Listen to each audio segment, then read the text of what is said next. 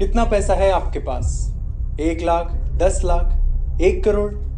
हम कुछ बढ़िया रकम की भी बात करेंगे ना तो 100, 200 या 500 करोड़ तक ही जाएंगे। पर क्या आपको पता है कि अगर आपके पास 830 करोड़ डॉलर है तो आप एक देश के साथ खेल सकते हैं। 830 करोड़ रुपए नहीं, 830 करोड़ अमेरिकी डॉलर। जानना चाहेंगे कैसे? मेरे पास आपके लिए एक बहुत ही दिलचस्प कहानी है।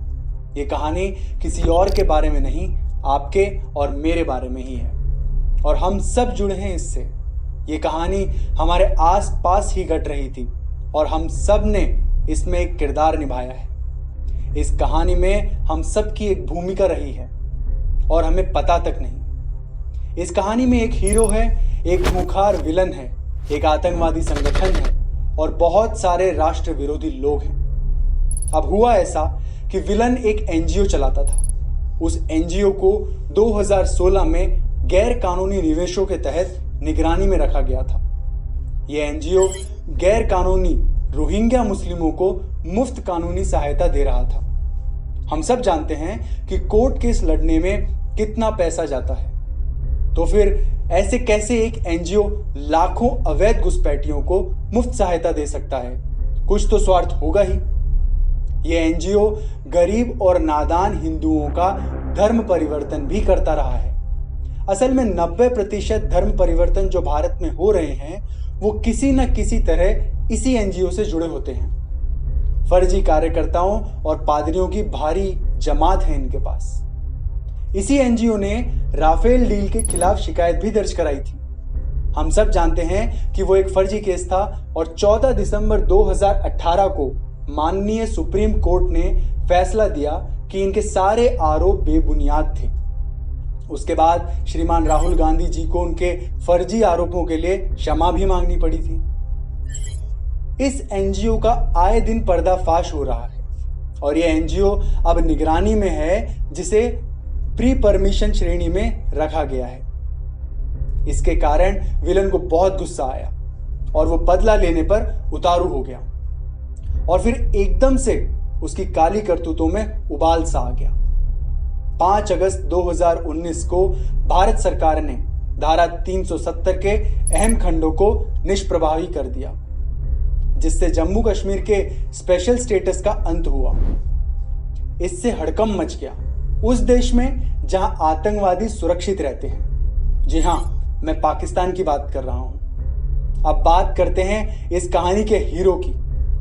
22 सितंबर 2019 के दिन अमेरिका में हाउडी मोदी समारोह का आयोजन हुआ था। जैसे ही हमारे हीरो ने उस विशाल मंच पर कदम रखा तो भारत माता की जय जयकार से स्टेडियम गूंज रहा था। ये वही हीरो है जिसे हमने हमारे देश का माननीय प्रधानमंत्री चुना है, श्री नरेंद्र मोदी जी। इस समारोह के अगले ही दिन यानी 23 सितंबर को हमारा विलन न्यूयॉर्क में पाकिस्तान के पीएम इमरान खान से मिला।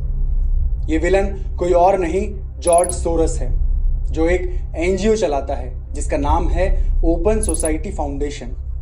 जॉर्ज एक अरबपति है जिसकी संपत्ति लगभग 830 करोड़ अमेरिकी डॉलर मतलब 6,640 करोड़ रुपए है। इमरान खान से मुलाकात के दौरान दोनों ने कश्मीर मुद्दे पर विचार विमर्श किया। अब समझने लायक बात यह है कि सारी भारत विरोधी ताकतें एक हो रही है। वो जानते हैं कि भारत ने अगर अपनी आंतरिक समस्या सुलझा ली तो भारत एक सुपर पावर बन सकता है।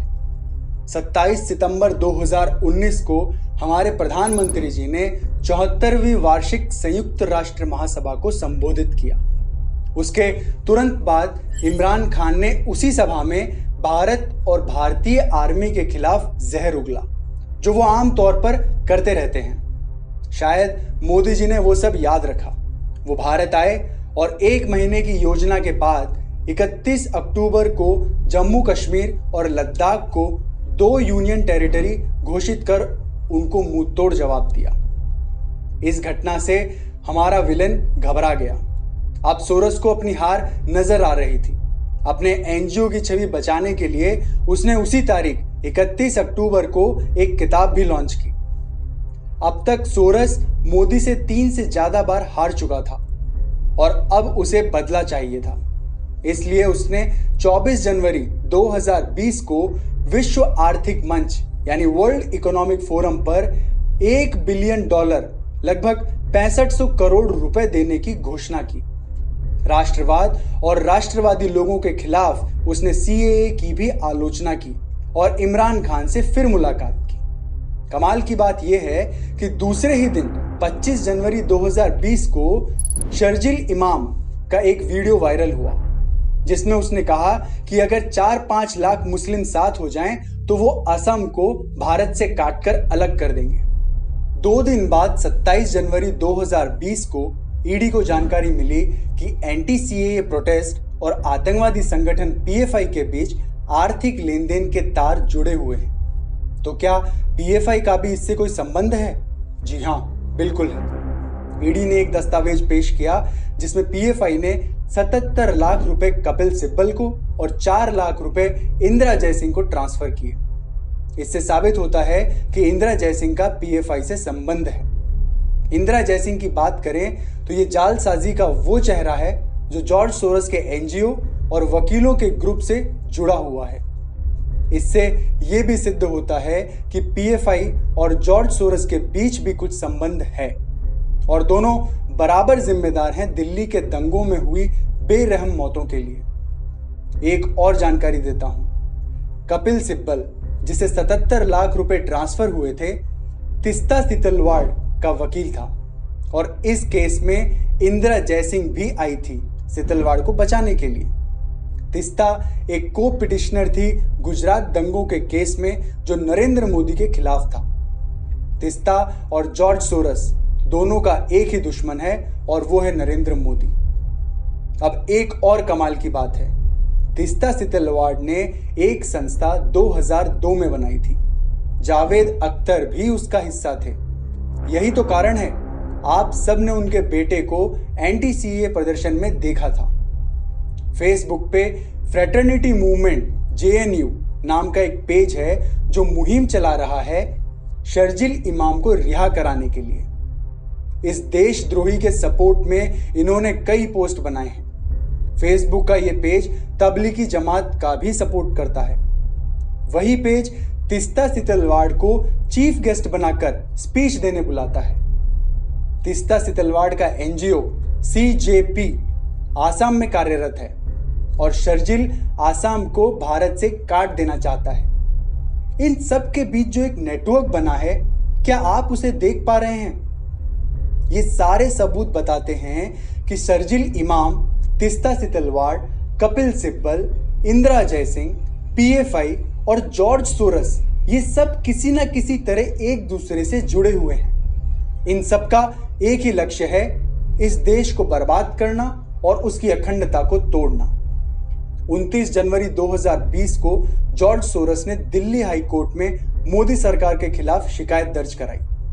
ईडी की कार्रवाई के बाद सोरस कुछ बड़ा करना चाहता था। जब सरकार ने सोरस के एनजीओ के खिलाफ एक्शन 2016 में लिया था, तो फिर उसने 3 साल क्यों लिए शिकायत दर्ज कराने में? कहीं कोई बड़ी योजना तो नहीं बन रही थी? जी हां, वो एक बड़ी योजना बना रहा था। 4 फरवरी को उसने अपने एक पिट्ठू हर्ष मंदर को भारत भेजा। मैं आपको बता दूं कि हर्ष मंदर कम से कम 5 क्रिश्चियन मिशनरी के लिए काम करता है और वो सोरस के धर्म परिवर्तन के काम को संभालता है। हर्ष मंदर को जैसा पढ़ाया गया था उसने वैसा ही किया। शाहीन बाग के प्रदर्शन में भाग लेने के लिए लोगों को उकसाने में काफी बड़ा रोल इसने निभाया। कांग्रेस कार्यालय के दौरान जब मनमोहन सिंह जी पीएम थे, तब यही मंदर 8-9 पदों पर नियुक्त था। वो सोनिया गांधी का खास आदमी था और यही जॉर्ज सोरस का भी खास आदमी है। एक ही साथ एक आदमी रूलिंग पार्टी और देश विरोधी ताकतों के साथ कैसे काम कर सकता है? ये तभी हो सकता है जब रूलिंग पार्टी भी देश को तोड़ने में मिली हुई हो। सोनिया गांधी की साधुओं और हिंदुओं से नफरत को हम सब जानते हैं और हर्ष मंदर क्रिश्चियन मिशनरी के लिए काम करता है, तो इनमें आपस में मेल जोल होना स्वाभाविक है। खैर, 18 फरवरी 2020 को तिस्ता सितलवाड़ भी दिल्ली पधारती है सीएए के खिलाफ प्रदर्शन में भाग लेने के लिए। उन्होंने प्रदर्शनकारियों को सिखाया कि उन्हें क्या करना है क्या नहीं।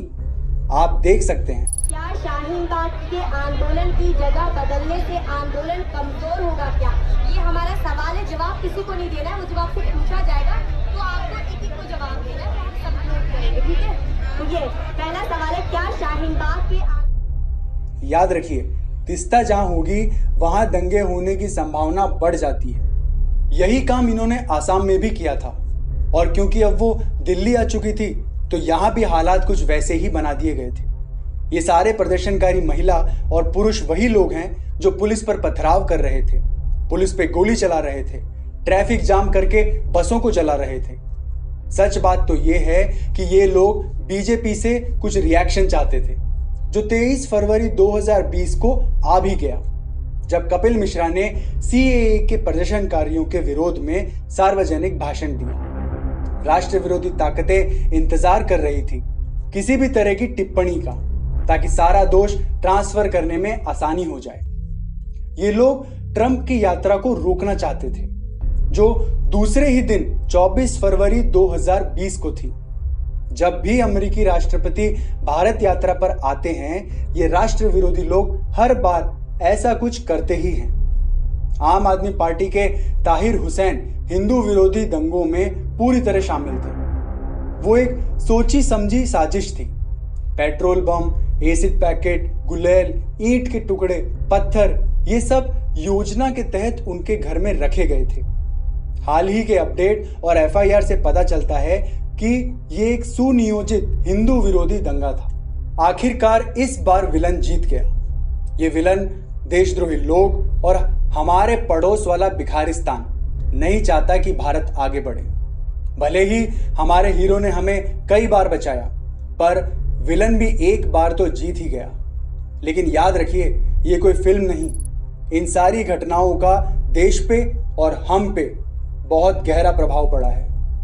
हमारे हीरो को जरूरत है हमारे सपोर्ट की। इन सब तथ्यों को जितने लोगों तक हो सके पहुंचाएं।